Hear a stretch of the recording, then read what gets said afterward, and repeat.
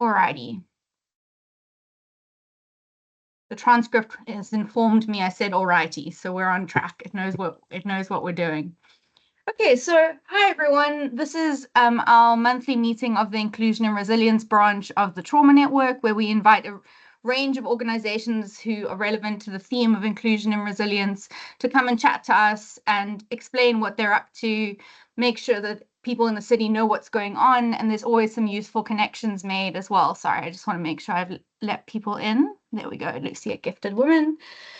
Hi Lizzie, hi Lucy. We are recording just to let people know. I hope that you're okay with that. And today we've got Ben from Man Culture coming to chat to us. So without further ado, I'm going to hand over because he will do a better job than I will of introducing their work. So I'm going to hand over to you, Ben. Hi, everybody. Nika, thank you for inviting us to talk to everybody today. I'd just be really interested to know if any of you were at our conference 2 weeks ago. If you have your, maybe a raise your hand or put your thumbs up or anything. No? Excellent. Yes, you were, Lucy. Okay, right, brilliant. Because thank you. What we're going to do with you today is I'm going to take you through, and this will be the first time I think any of us have done this online. So I've got my training wheels on. The workshop that we're delivering to workplaces, organisations across the city and the region, we've just sort of started a couple of months ago. So we're going to do that online, and that workshop is. I am expecting your involvement, please. So we'll work out how that works as we go forwards. But before, and this workshop involves a little survey question at the beginning, at the end. So I'd also like to include you in that, if I could. So I'm going to just share my screen onto a PowerPoint, a beautiful, wonderful PowerPoint. If it's going to let me screen, here we go. Let's do that. And then let's do slideshow from start. So this is so this little QR code, if you would please, just grab your relevant life in your pocket and just click on that. And just there's 2 or 3 questions, brief questions at the beginning. If you could just fill that one out for me. I'm not going to say anything about us until we do that, just because it gives a better indication at the end of where we've travelled and how we've travelled.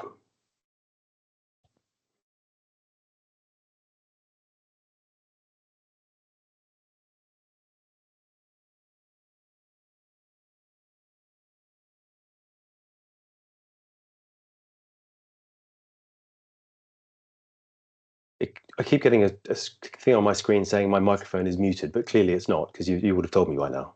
Yeah, we can hear you. Okay, great.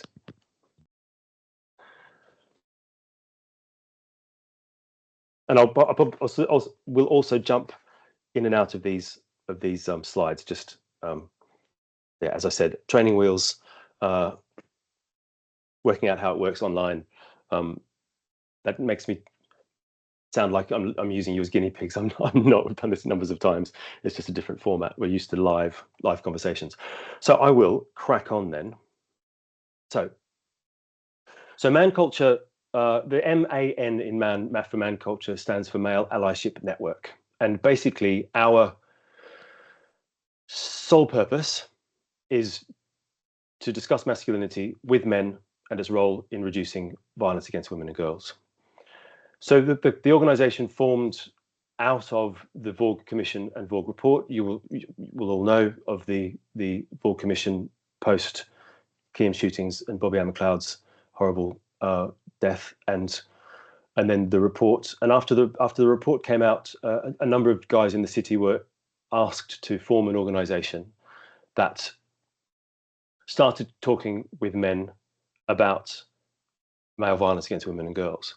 Now, the kind of staggering, striking, frightening, ridiculous thing about this situation that we find ourselves in is that we have half the population causing violence against women and girls towards the other half of the population. This is a massive generalization, but this is kind of how we frame a lot of the conversation we're having. But those who are responsible for that violence aren't being responsible for that violence. If you look at the extraordinary work that's happening across the city, across the country, it's organizations and individuals who are working with victims of the violence, who are supporting victims of the violence, who are housing victims of the violence. And there are just no conversations with men. They're just these conversations with men are just absent from the discourse as well.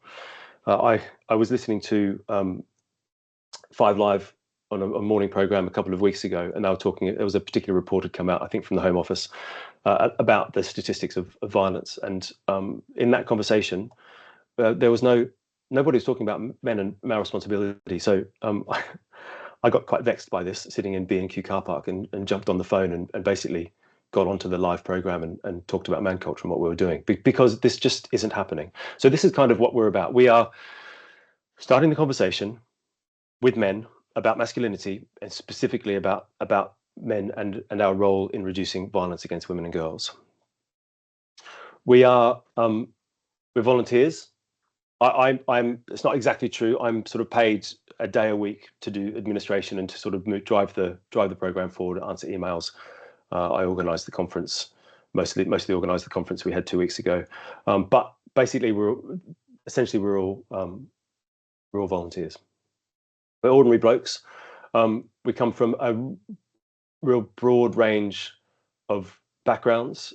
We've got a firefighter, we've got a policeman, we've got a project manager, a head of inclusion for a multi-academy trust, someone who works as a groundsman at Argyle, as well as doing a lot of work with the community trust at Argyle and the Scouts and NSPCC. Someone who works in student services at Plymouth Uni, someone who works at Plymouth City Council, and someone who works at Babcock's. I mean, everybody is from really, really different backgrounds, but we all have this central passion and desire to actively do something about this male violence against women and girls. And we meet once a month on the first Friday of the month to talk about what we're doing, to plan, to make decisions. And then we have a very, very active WhatsApp group, which sometimes I think I should just mute, because it's just there's so much conversation going on all day, every day about what we're talking about here.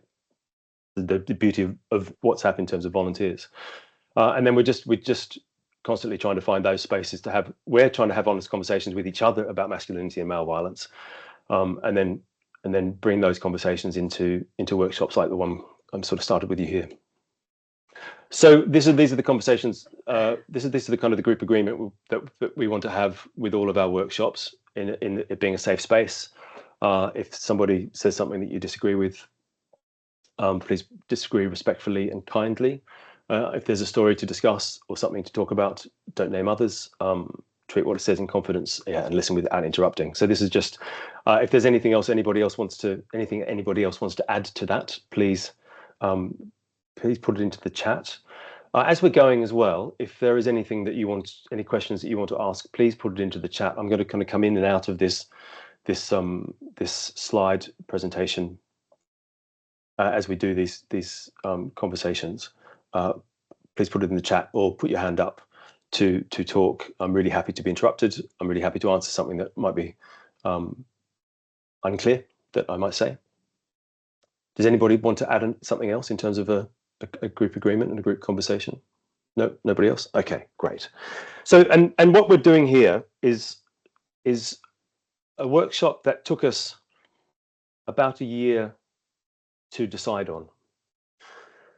One of the things that we wanted to be extremely careful about when we started the conversations about what we're doing and about these conversations with men is that we didn't want to be stepping on the toes of everybody who's already working and doing extraordinary things in this space. It's such an important thing for us. We were really worried that we would be here, start talking to people, and we would put people's noses out of joint, because it's like a bunch of blokes turning up thinking they can solve the problem that everybody else has been spending the last however many dozens of years trying to fix. And one of the other elements of that we are very cognizant of is that if you start to have conversations with men, again, generalization warning here, but if you start to have conversations with men about male violence against women and girls, you very, very quickly will bounce them out of the conversation. They'll just go, I don't do that. I'm not responsible for that. I don't want to talk to you. And that will be the last time you will ever have to have that conversation with that guy. One of the things that my experience of difficult conversations with blokes has shown is that if you approach a challenging conversation poorly once, that conversation won't happen again because the barriers go up. And something else that one of our team members, Scott Young, often talks about is that we as blokes, when there are blokes in the room, you just get nods all the time. We as blokes, if we don't know the answer, we won't want to have the conversation a lot of the time. If we don't know how to fix it, like we don't want to we don't want to be seen to be stupid. We don't want to be seen as though we don't have the answer or the solution. And this is another element of talking with guys that we were really aware of, and we really wanted to find our ways around. And what we found the sort of the answer to this through the process of a workshop that we did with an extraordinary guy called Ben Hurst. In that photo I showed you just before, this is Ben Hurst, who's standing in the front in the middle here. He works for an organisation called Beyond Equality, who do an incredible work based out of London to work with conversations about masculinity, conversations about just about all of these areas that we're all talking about. And Ben, before I joined the organisation, Ben did initial 2-day training with the sort of founder members. And one of the conversations that he started with, well, a big conversation he started with towards the end of day one was, the women in your life, your partners, your sister, your mum, your friends, all have strategies about keeping themselves safe out in the world that you have no idea about. And the guys were basically, yeah, that's not a thing. That's not a thing. And he was just, it is a thing. Sorry to burst your bubbles here, guys, but it is a thing. Go home tonight, talk to the women in your life about what these strategies are, and we'll talk about it tomorrow. And they went home and had those conversations, and those conversations, that action fundamentally changed their lives. Their eyes were opened up to a world of a reality of that 52% of the population of Plymouth have strategies to keep safe when they're out in the world because of fear of male violence. So taking this initial experience of the guys into consideration, that's what we decided was going to be, sort of already talked about that one. That's what we decided that was going to be the center of our workshop, which is the beginning. Hey guys, have you ever felt unsafe getting into a taxi? Now our workshops aren't male only. They're whoever can turn up and be involved from whatever organisation we're working with. We obviously want as many men in there as possible, and we're yet to do one with just men. It's going to be a really interesting experience the first time we do that. But we love having women in these workshops because they bring to the conversation the reality of the world that they are in. I'd also just keep forgetting to say this early on in the conversation. This workshop is very much from a heterosexual white male point of view. With these conversations, if we have men of color or if we have gay men in the conversation, the answers are different. So this is very much a white heterosexual male point of view. But the question is, hey guys, have you ever felt unsafe getting into a taxi? And then actually I'll go back from there. And so I'm just going to come out of this for a minute. Stop sharing. Please come back to me. So this is sort of the beginning of the conversation that we then have with the men in our workshops. If you felt unsafe getting into a taxi. And I suppose the question is to you, have you ever felt unsafe getting into a taxi? It'd be great to have some of your answers either in the chat or hand up or however you like.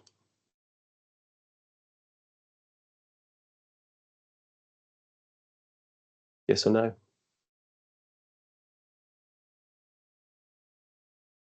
Melanie, did you want to come in?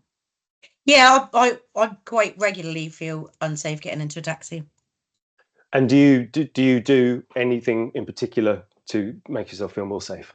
Yeah, so if I'm going to meet friends or I'm going to see somebody, I'm going to somebody's house, I notify them that I'm in the taxi and that I'm on my way. And at night, if I'm out, which I don't go out very often, to be fair, but I would always make sure if I could have somebody with me, especially if, you know, I'm under the influence of alcohol or, you know, something like that. I'd rather be with somebody than alone. And I just think that is, I've always felt unsafe, just given through past experiences, that I generally do feel, and I'm quite aware that of my feelings of, you know, not feeling safe. So I do, like what you said, you know, we've all got our ways to keep ourselves safe. Thank you. Has anybody else have any particular strategies that they utilize in terms of keeping safe? Just to note, there's a couple of people who've said in the chat that they would specifically. Oh, there we are. Yeah, I don't know why. Sarah has said she would avoid getting into a taxi alone. She would stay with someone and get in together. Or people have said they just don't catch them alone at night, or they don't go in them at all, just because for this exact reason. Lucy. Yeah, so I said that then. Yeah, just avoidance, really. So yeah, that's probably my strategy, is just avoid putting myself in that situation, which then means I'm avoiding, you know, maybe, you know, doing things within my life that I might enjoy or I might like. Yeah, just avoid it. This obviously this sort of life limiting consequence is again. So there are a whole bunch of different conversations here that we're kind of not having. We as guys aren't having with the women in our worlds, because in my experience so far in these workshops, 98% of blokes go, well, that's not a thing. What are you talking about? Just get in a taxi. We have guys in these because they have any men on the conversation. We have these conversations with guys and they just go, "What? I just get. What do you do when you get in a taxi?" And they're going to look at you with a real look of, "What do you mean? What do you do when you get in a taxi? You get in the taxi. You try and avoid a dull conversation, and then you pay and you get out. What are you talking about?" It's like, okay. Well, have you ever thought of leaving DNA behind? What? You ever thought of sticking a fingerprint on the inside of the back window so that something happens to you that they can trace you to being there? What? Have you ever thought of photographing the number plate and just go through the list of all the strategies that we've heard in these last 6 or 7 months? And they're just like, what are you talking about, mate? What are you talking about? And then we say these are strategies that the women in your life will be having to keep themselves safe. And it is, and then the women in the room will say, yeah, that's what we do. And these guys just look. A lot of the time, you can just see that it's like the air's just been taken out of them. It's just that they've never known that this is a reality of the world of the women in their life, whether it's people they work with, whether it's partners, whether it's family, friends, whoever. Is there anything else that you would do that you have strategies for?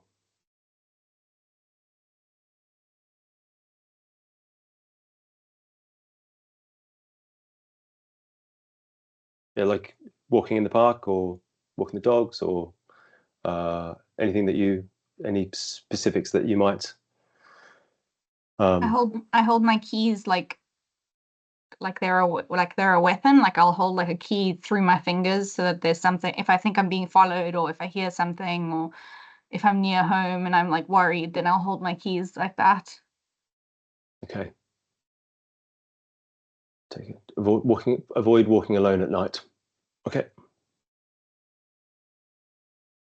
We did a workshop for construction students at City College the other day, and there were 18 males and 1 female in there. And it was a kind of a fascinating conversation at the beginning, that the female kind of looked at me and went, "We don't have any strategies. What are you talking about?" And then within about 5 minutes, she started talking about these strategies. It was like it also become so normalized for her that calling it strategies was a weird thing, because it was separated from her just normal life. And what she talked about was, when she was walking at night, she'd have headphones in, but they wouldn't be on, so that if somebody was walking behind her too closely, she could hear them, but they would think that she couldn't, so that she had to jump on them. It's like it's just these complex strategies. Anything else in terms of actions that you have, or that you strategies you have for different? Donna.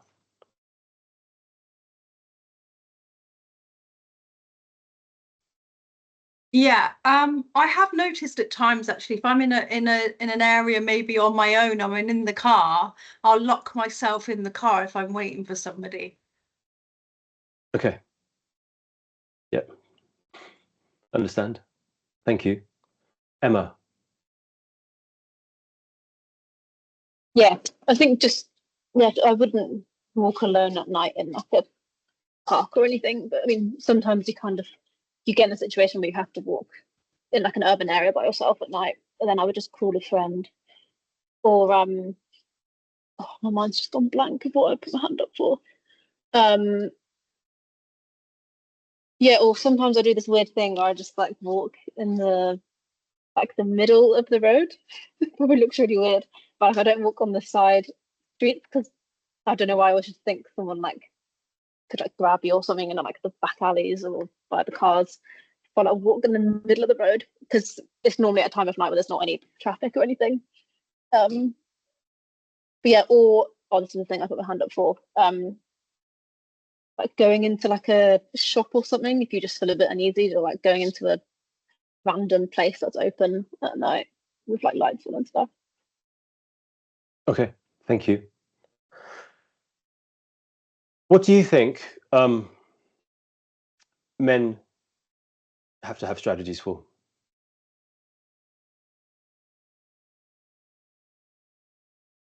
Thank you, Donna. Sorry. Just before we get to that one, Donna is saying risk assess getting there and getting home. This was just before we get on to answering my question. This term risk assessing was I kind of make perfect sense in terms of the workshop we did last week, because we were with the finance and IT department at Plymouth Uni. So of course they're going to be using the term risk assessing. But there was a lot of conversation about a constant risk assessment, and we actually had one of the female participants take us for about 3 minutes. She talked through her experience going for a run. She's a runner, runs every day, and she was just doing this sort of stream of consciousness, what she's looking at as she's running, and it sounded more exhausting than the run itself. So why would you run if that's the fear? And then just every moment is a fearful moment of lights, road, footpath, person, car, alley, but all this information and risk assessing. Am I safe? Am I safe? Am I safe? It was just, it makes me breathless remembering what she was talking about, but just and deeply, deeply sad that this is the reality that we're talking about. Back to the first question, Sarah, you had an answer. What do you think men have to strategize for? So, a bit of a backstory behind this one that I'm just going to put into context. But my ex-partner, who's also the father of my kids, we still have a great relationship, a really, really close friendship. We get on really, really well. We're very lucky. But it's only very recently that I've realised that he had a lot of strategies in place to try and keep me safe that I knew nothing about as well. So I think that's part of having that relationship. We were together for 13 years, and he would be watching other men. He'd be kind of watching over me. He'd be kind of flexing a little bit if I didn't realise that anyone was there. And he had all these strategies and things in place that even now, if I go for a night out and talk to him about it afterwards and something happened a few weeks ago, for example, that was managed and everything was fine, nothing escalated and everything was okay. But he was like, I should have been out, I should have looked after you, I should have done. And even though we're not together anymore, he still very much has those strategies in place to try and keep me safe, which is really, and again, I had absolutely no idea that he was aware of it and kind of looking over in that way. It's Amazing. very bizarre, but nothing in place for himself. He doesn't feel, as far as he's concerned, and from what he says to me, there's no situations really that he feels unsafe for. He doesn't have to rethink anything like that at all. It's really strange. Wow. Wow. So you might be hearing a dog in the background. It's just my dog barking at somebody coming in the door. So apologies for that. Thank you for that. That's I'm going to follow that up on that, what you just said in a minute or two. Is there anybody else who has any thoughts in terms of what men might strategize risk assess for?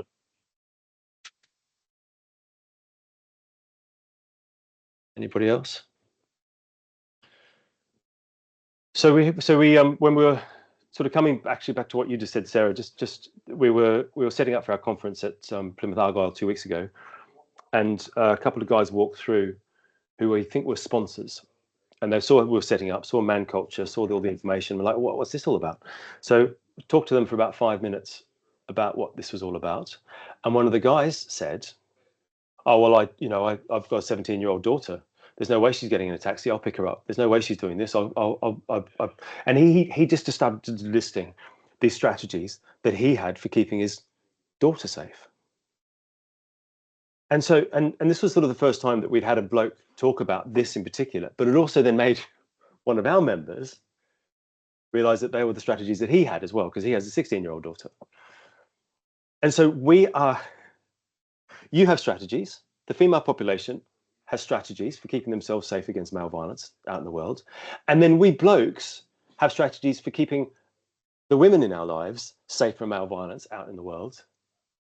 But nobody's talking to men about male violence and how we stop it. We've all got strategies for dealing with it, but we're not having the conversations with men about stopping it. It's perplexing and drives us mad. Lucy, hi. Oh yeah. Yeah, I just wanted to ask the question. Do men sometimes have strategies for their friends, like other men?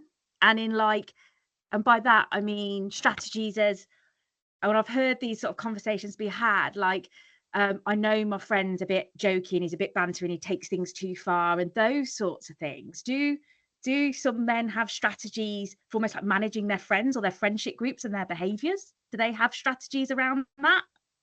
I think some do and some do and some don't. And this depends on where the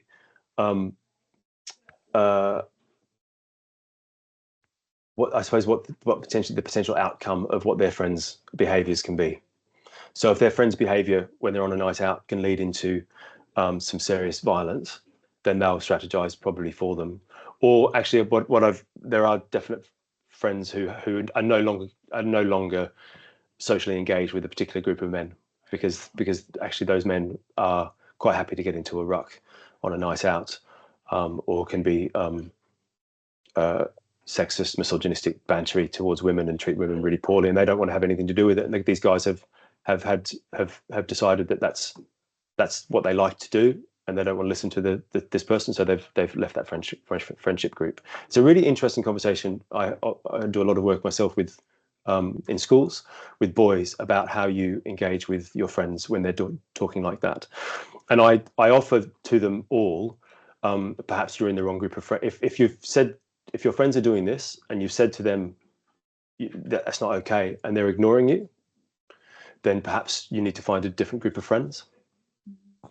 And that's a lot of the time nobody's ever said that to these boys, that actually the sort of friends are sacrosanct, but you say this to these boys and it's an interesting one, because suddenly the friends go, oh, actually, okay, my behavior, there might actually be a significant outcome of my behavior from this person if they decide that they don't want to be my friend anymore. So I think there are some men do, some men don't. I don't have any friends who do that. I decided many years ago that I had no interest in A, getting into fights, or B, being around men who treated women really poorly. So, but also my background is I was a professional dancer for 12 years, and working dances in particular, contemporary dance where I worked, is kind of pretty much the only mostly female-led arts or profession.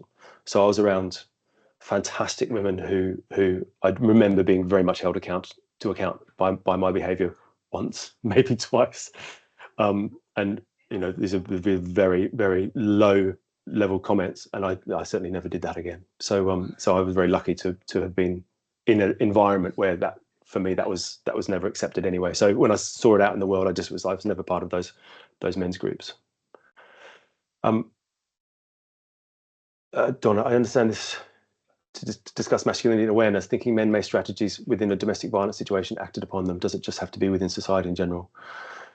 So an interesting one in terms of domestic violence, where they are being, you're talking about men being the victim of domestic violence, is a very difficult conversations. I mean, the statistic that we'll talk about in a little while.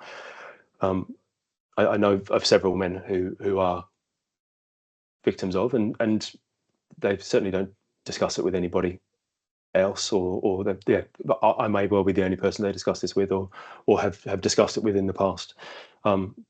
It's the emasculation of being a victim of a domestic violence is profound, and so yeah, these are part of these difficult conversations we all need to have moving forwards.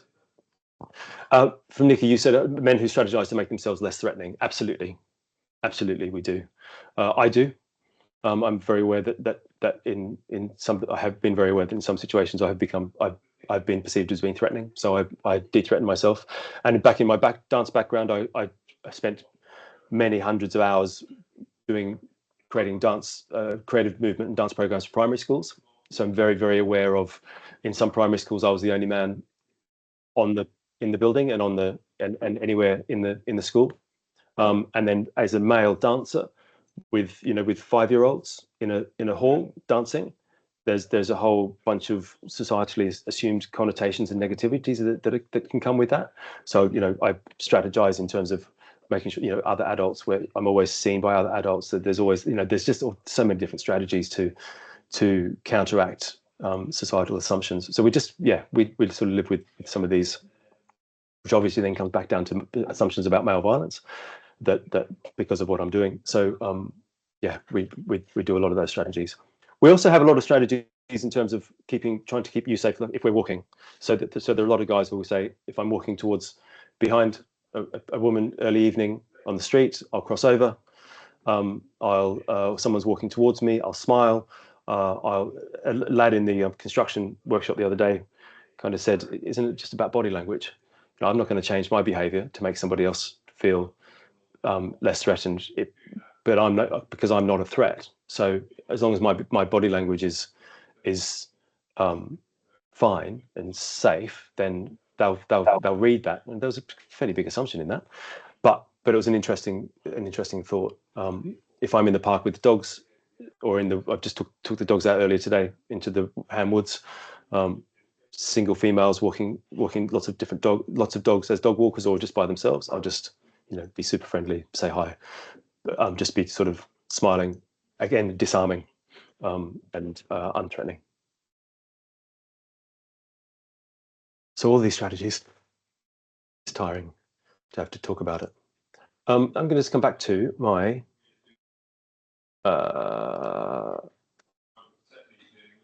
here we go, back to slideshow, back from current slide.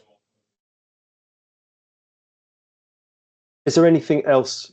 I think we've covered quite a lot of ground here, but is there anything else that might be different for men and women on that one? And so then we come to this great sentence, which is sometimes quite well. This is the point of the whole workshop.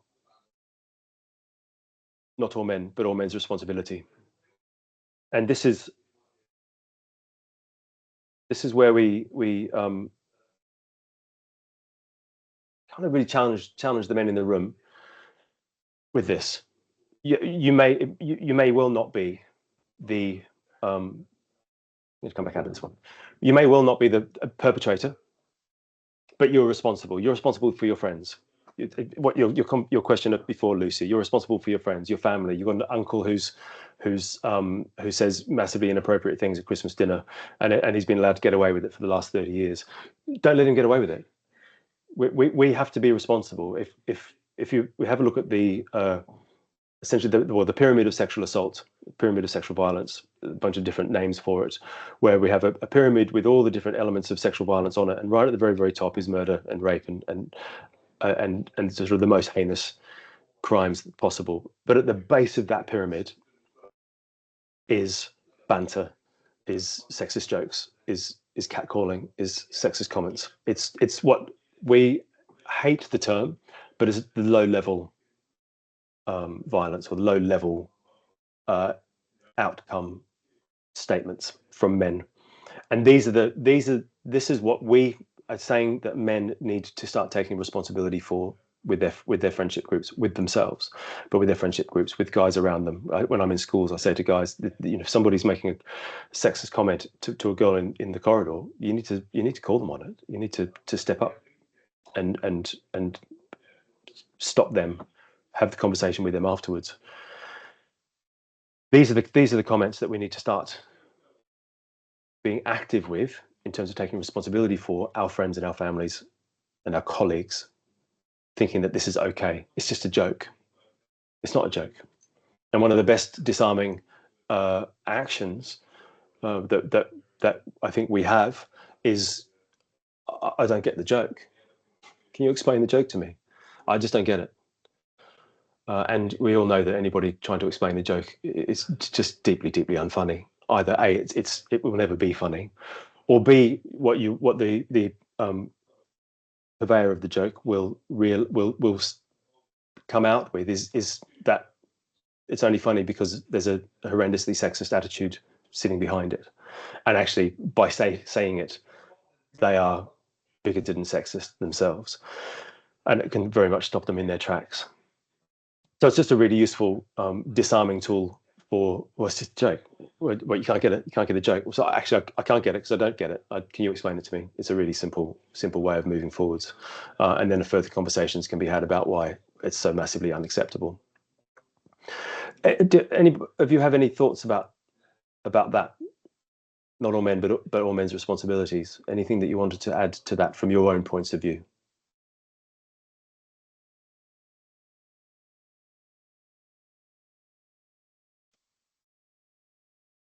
There's a conversation I want to come back to.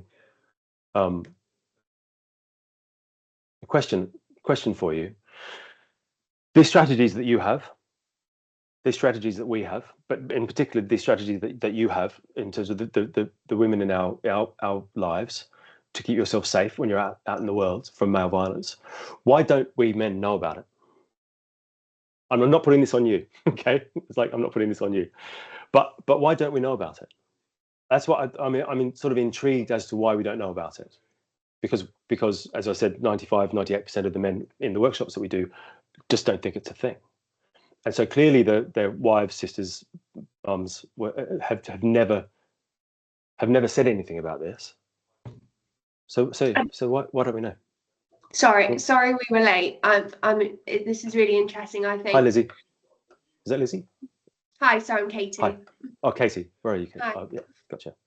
I wonder whether actually quite a lot of the things that we do are kind of implicit, and sometimes we don't kind of think that we're doing it because it's kind of so ingrained in how we have to do things that it's actually not always a conscious thing. Okay, thank you.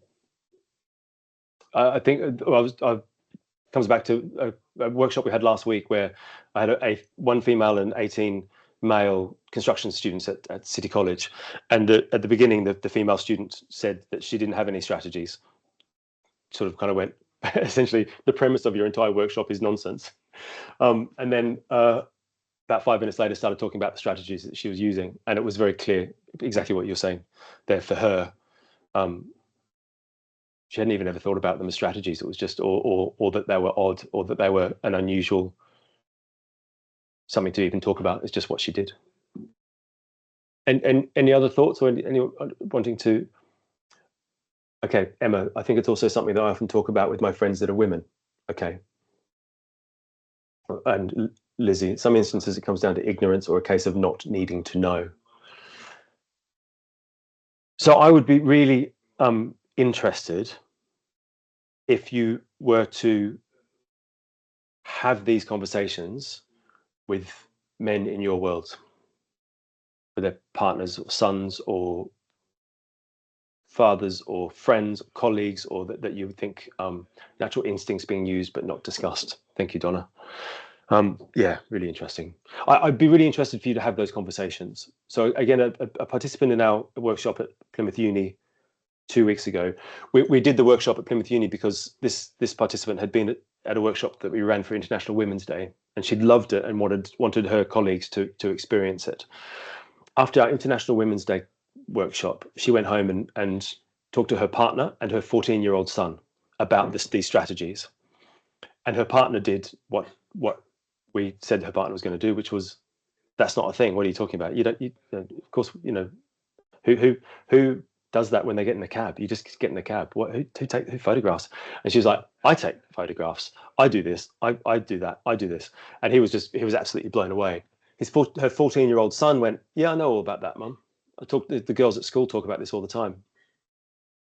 And I wonder whether the girls at school are talking about this all the time now. I think particularly now, is because the amount of sexist, misogynistic verbal violence, in particular, that they're experiencing at school has increased. And so I go into schools a lot where girls will not, they'll just be quite regularly absent because they're scared of coming into school, because they get targeted when they're in the corridor, and because what happens in the corridor doesn't ever get dealt with, because it's almost sometimes impossible to deal with it, because you have large schools where teachers don't know every pupil. They've got 30 in the classroom waiting for their maths class. They've just seen a boy verbally assault a girl. That boy runs away. They don't know what they look like. They can't, and suddenly they've got 30 in there. This really difficult situation to tackle. So I think maybe with girls being subject to more and more of this, particularly then online as well, that the online abuse supports the live abuse. And it becomes, they're more aware. So then her 14-year-old son then the following day went to school and basically gathered his friends and said, right, this is the conversation I had with my mum last night. This is the conversation that she's been having with this group of guys called Man Culture, and this is what we need to be talking about and being responsible for. And they're just like, okay. And so they've now taken it upon themselves to be responsible for and moving forward, which is just like, oh, it's amazing. It's so good. Lucy, but like you said earlier, a man needs to be open to hearing it and having the conversation, and but many still aren't. Absolutely right. But this is what we think. This is the way in. This is what I have to do every day. This is what I think about every day. That it's become so ingrained culturally that we don't even think about talking about it. And you blokes have no idea we're doing it, but it's because of male violence that we're doing it. So I want to tell you about this stuff. It might take time. So another participant in one of our workshops said that she's been having this conversation with her partner for 10 years. And it's only in the last year that he started to properly understand actually what it means in terms of the strategies that she has to keep herself safe. It's only properly dawned on him. So sometimes it takes a while. Sometimes it'll be immediate, but sometimes it'll take. You just have to be gentle and be kind. Be super kind. But start these conversations. Just really, really like you to. Change the culture and historical trend. Yes, absolutely. Thank you, Donna. So in the world of our... Okay. We're going to move on to... So what have the women of Plymouth said about male violence against women and girls? So I have a whole group of statistics here that I'm going to ask you to put in the chat. I'm going to stop sharing. This is the next one. Like I said when we started, I am, as I said, training wheels, going backwards and forwards between these slides. So these are statistics that came out of the Vorg report. When we have a live workshop in the room, we get everybody to stand up. One end of the room is 100%, one end of the room is 0%. And we ask everybody to move to where they think the percentage is in terms of the answer to the question. And then we get a real sense of where our own knowledge of the reality of life as a woman in Plymouth, when the report came out, is accurate or not. What I'd like you to do is throw some percentages into the chat. There's no sort of right or wrong, or it's just more of an awareness exercise than a do you know what you're talking about? And if you don't, you lose points. And if you do, you win points. It's just a game. So first of all, first question: what percentage of Plymouth women agreed that it would be easy to get help and support if they or a woman they knew were the victim of violence? What percentage of Plymouth women agreed that it would be easy to get help and support if they or a woman they knew were the victim of violence? Put in the chat what you think.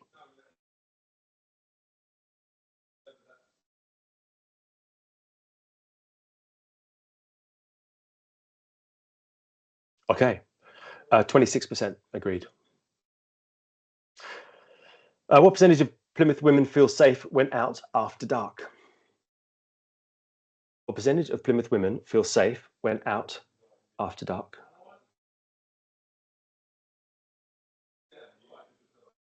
Wow, 0%, Melanie. 5%, 5%. Okay, 13%.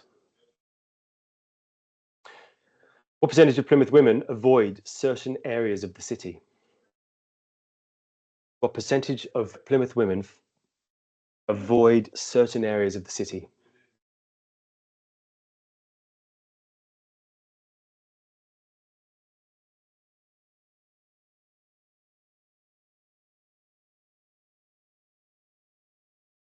%. You're all very close. What percentage of Plymouth women have experienced a degree of threat or harm at home? What percentage of Plymouth women have experienced a degree of threat or harm at home?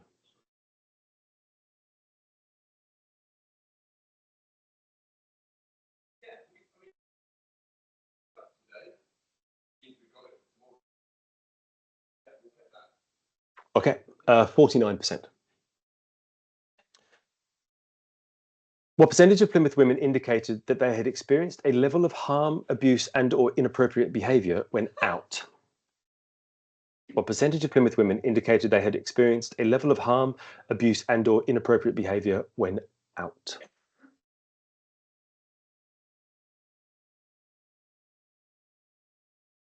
Not so much as most of you think. 61% on that one.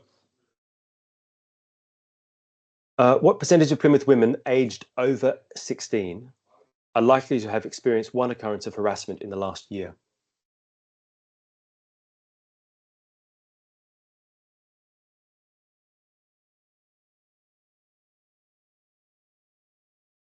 So that one's 33%. If we only consider women who are 16 to 34 years old, however, what percentage are likely to have experienced one occurrence of harassment in the last year? So the previous question was everybody over 16, and this one is same question, but 16 to 34. What percentage are likely to have experienced one occurrence of harassment in the last year?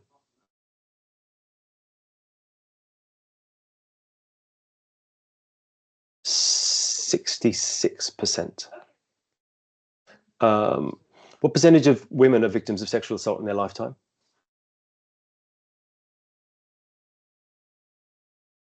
So this is reported, remember? So not remember, I didn't say it. This is reported. We can only know the reported statistics.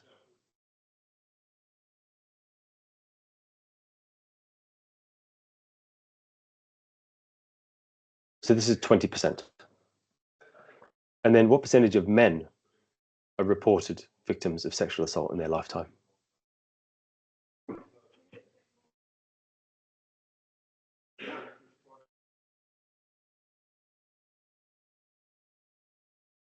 %5. There are a number of us in man culture who have been the victims of sexual assault, and none of us have ever discussed it with anybody else. What percentage of women aged 16 to 74 have experienced stalking? We have one or two more, and then we'll move on.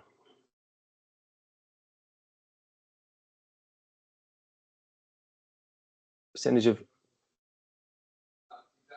women aged 16 to 74 have experienced stalking? 20%. And then what percentage of men aged 16 to 74 have experienced stalking?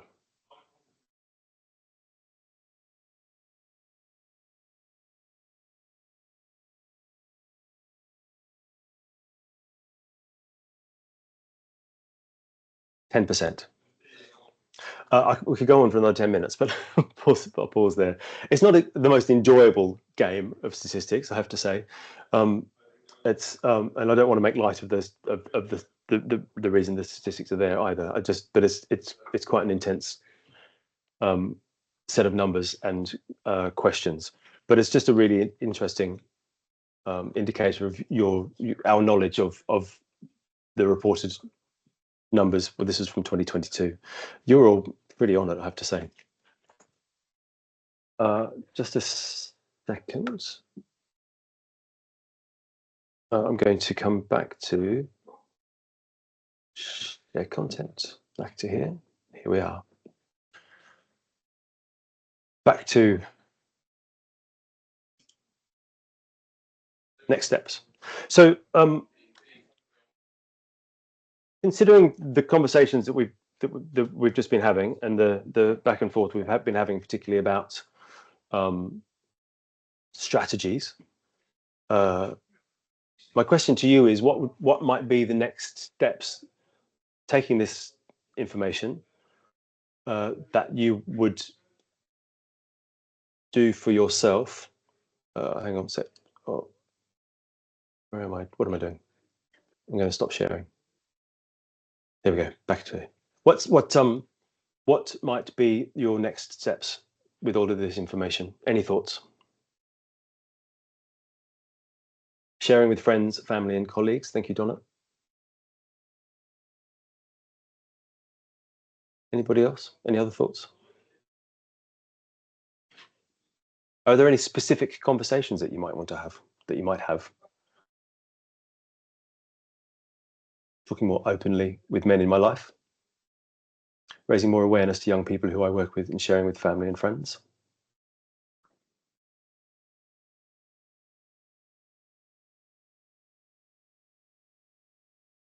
Anybody else?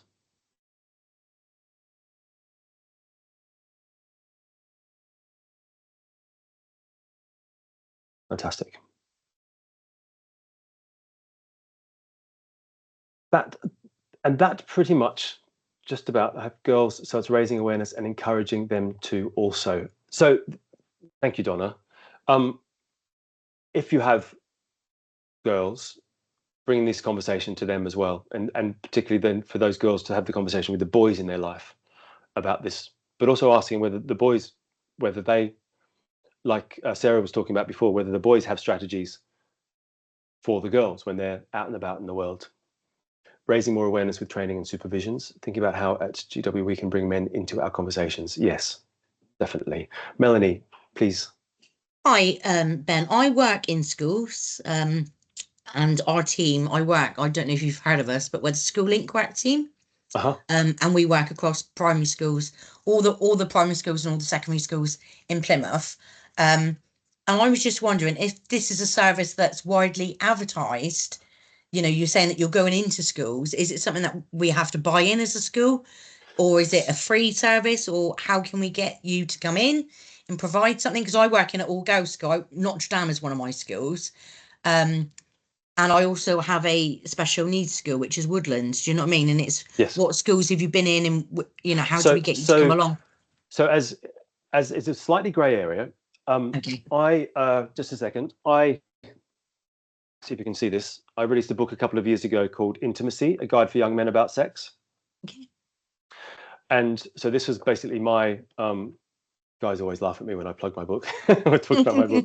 I'll look for it on Amazon. I might come in and use and basically this is my response to the pornification of sex for our young people, and basically just the world being awash with 24-hour hardcore porn, and that just massively twisting our young men in particular, and our young women obviously, but our young men into enacting violence and assault, thinking that that's what sex is. And actually our young women expecting that that's what they have to agree to and receive, violent assaults, because that's what they also think sex is. And so the point of the premise of the book is that if you focus on to boys and young men, 16 to 22-year-olds, it's sort of focused to, if you focus on your partner's pleasure, you won't assault by default by enacting porn.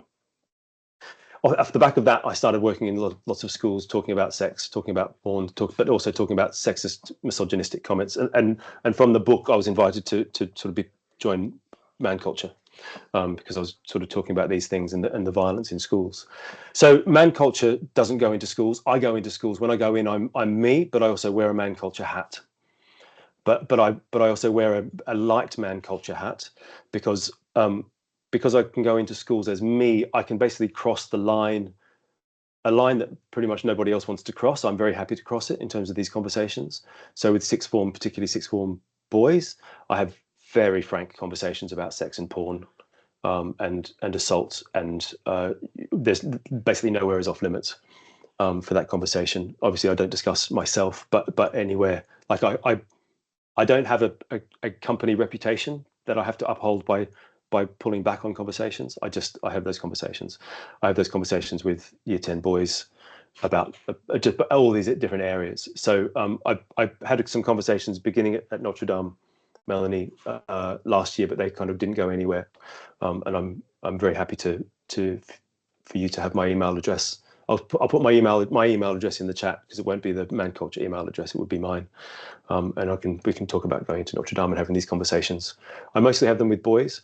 One of the other elements that I try to do in schools is try to work with schools to change the culture of how they're engaging with boys. Because part of the problem is the way they're engaging with boys. Part of what I tried to address in my book is there's an assumption that every young man is a sexual predator in waiting, and there's just an assumption that we culturally have a deficit model towards young men, and what happens as a result of that in a lot of schools is that there's just an assumption that they're going to do something bad. The boys talk to me a lot about going up to teachers wanting just to ask for help, and the teacher basically saying, "What have you done wrong?" before they even open their mouth. There's just this assumption, and people also talk about boys not wanting to talk about stuff.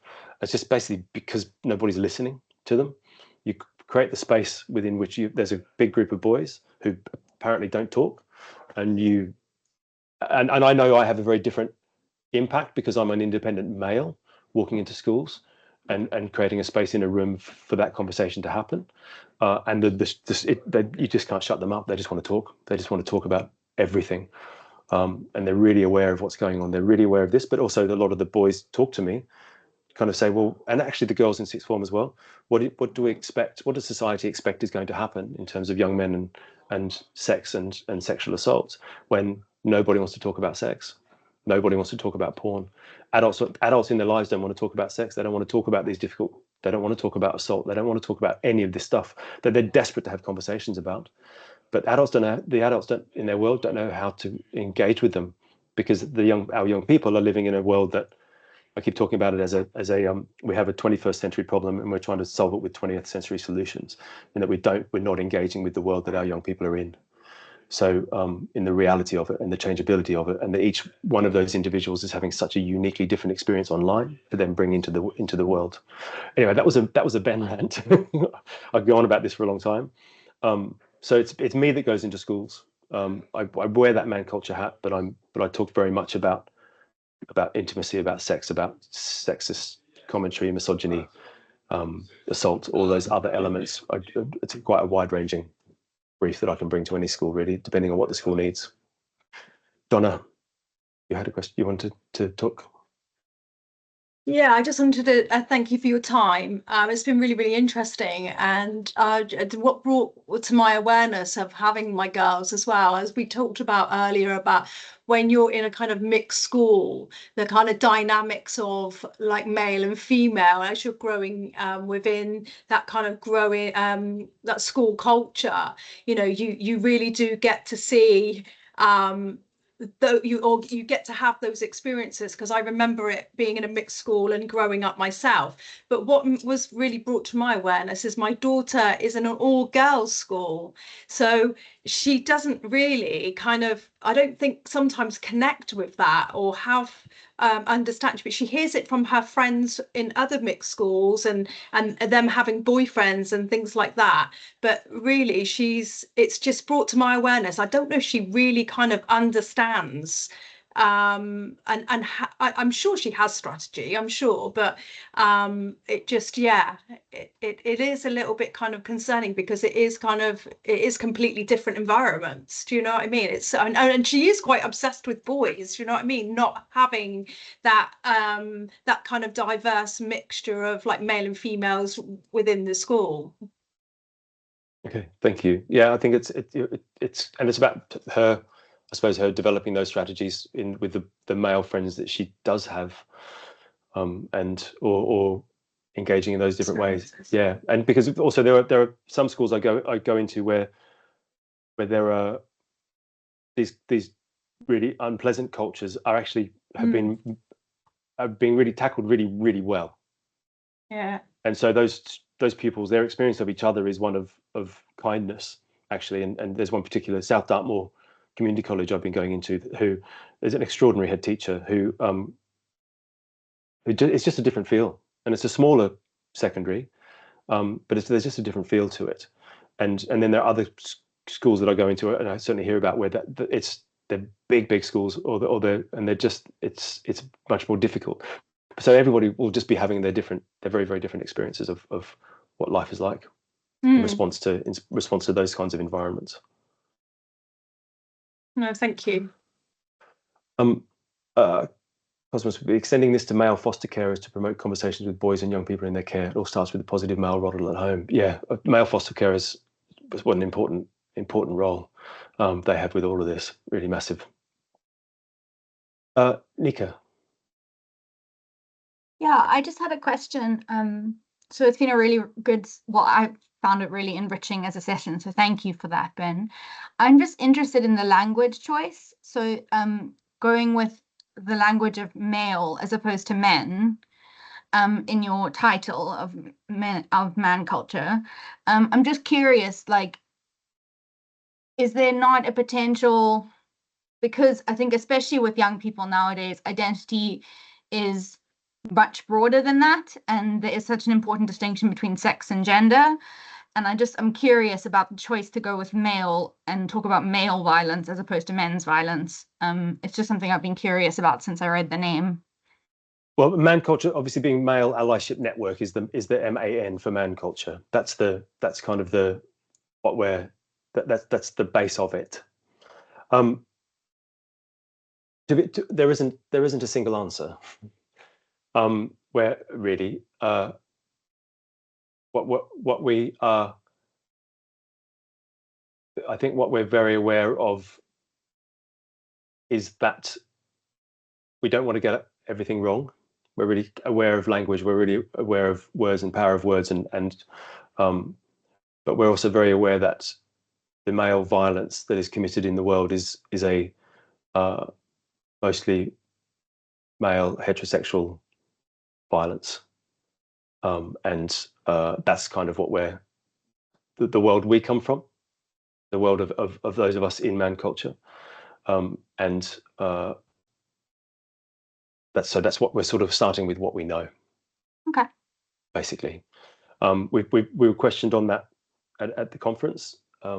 There was no conversation in any way in the conference about our LGBTQ communities, and just put our hands up. It's like that's not the worlds that we're representing, nor is it the worlds where if we're not representing that world, so we're not trying to provide solutions for that world, because that would just be unrepresentative, because that's not us.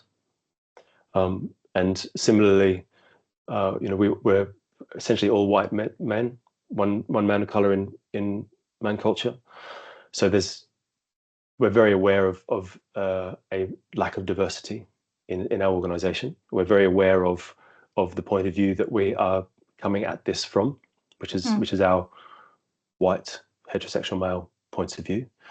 So we're sort of aware of it. We want to start anyway. We're aware that there are a whole world of different points of view that we need to engage with. Someone was asking me the other day about our engagement with the trans community. And it's like, well, you're really happy to talk and to support and help in terms of engagement, in terms of violence against the trans community. But again, there's no way we're going to put ourselves in a position where we're talking as though we're experts at that in that community. We're so worried about stepping on people's toes, getting in people's way, offending anybody. We really don't want to. We're really aware that we can very, very easily by doing what we're doing. And we're just, everything is done. We don't know. we don't know the answers. We're also really clear about this. What we're trying to do is provide the beginning of a solution, because frankly, there isn't a solution. Nobody's tried a solution from a male point of view, really, at this point in time. And we've got to start somewhere. So I don't know if that's just I'm ducking the answer kind of answer. But that's, thank you, Lucy. But that's where we're coming from.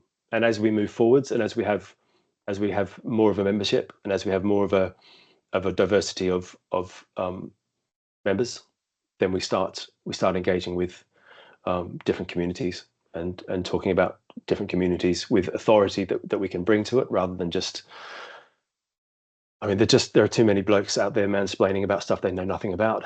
And we are very, very aware of potentially coming across like that, and that's not us. We're really not that. I'd really like to take some more questions from you. Before we do that, would you mind filling out another QR code questionnaire, just to sort of, and it's what we've asked everybody to fill out at the end of our workshop. Come back to here. This is it here. Slideshow, play from current slide. If you can click on that QR code, that should probably take you to, it looks like the same questionnaire, but if you scroll down, it's at the bottom.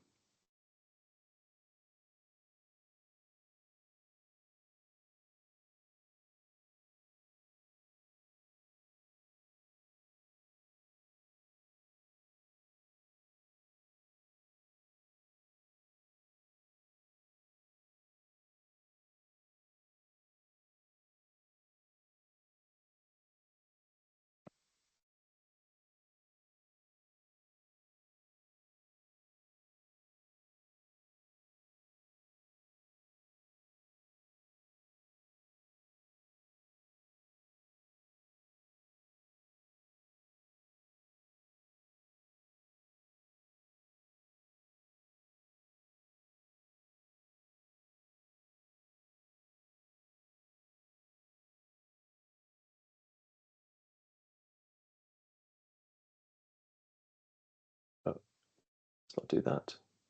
Let's do stop sharing. There we go.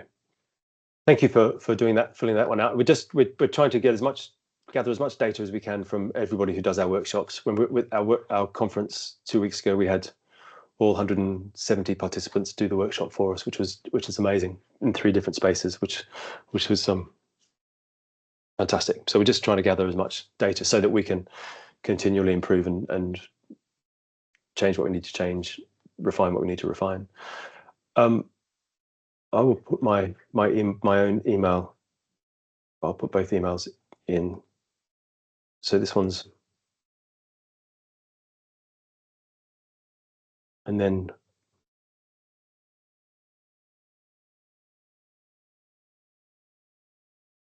that's mine. Does anybody have any other questions about what I've been talking about what we're doing, about? You're very welcome to raise your hands as well as put in the chat.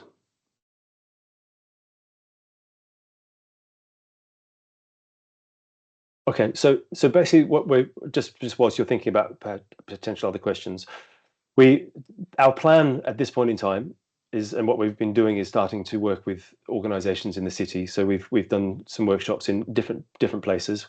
We're in conversation with the Devon and Somerset Fire Service.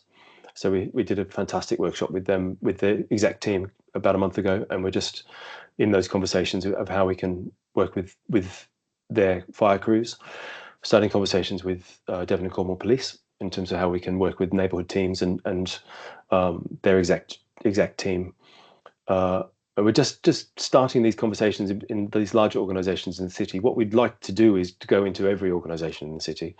We'd like to go into everywhere and start and have these conversations.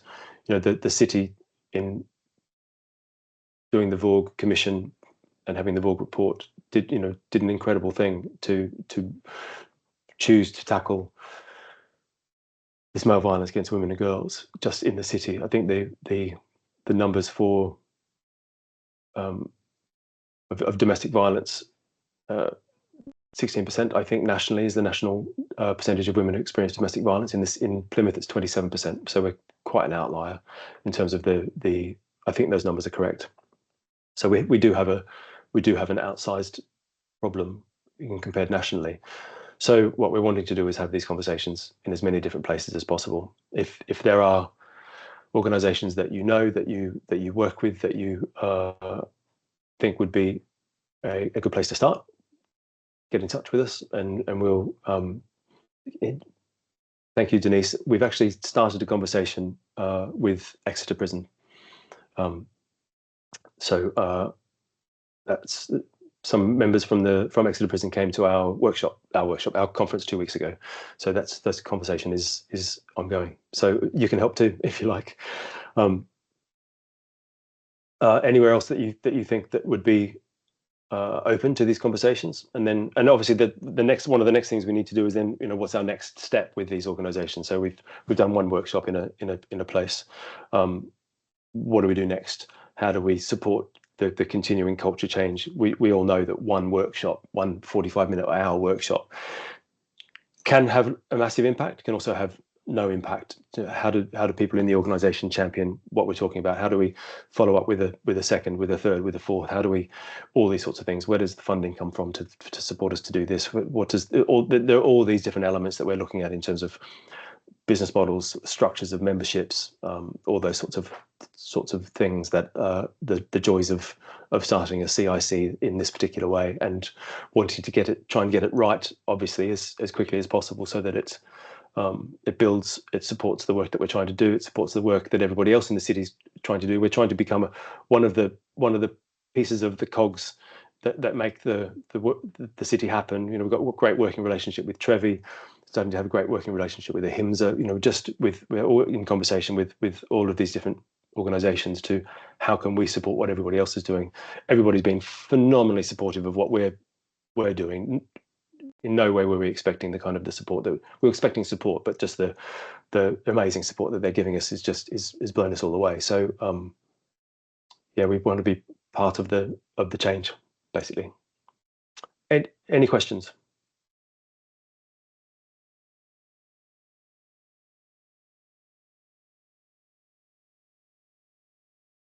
There are no questions. I just want to thank Ben for his time today, and say congratulations again on a great event. I heard a lot of really good feedback about the conference. I was very upset not to be there. And yeah, thank you everyone for your time today. This will go on the Trauma Network YouTube as usual, so that other members of our branch who weren't able to attend are able to catch up on what's happened. But stay in touch, get in touch with Ben if you want to continue the conversation. And otherwise, we will see you at our next meeting. And yeah, have a good day, everyone. Thanks again, Ben. Thank you. Thanks everybody for listening, participating. Thanks a lot. Bye. Bye.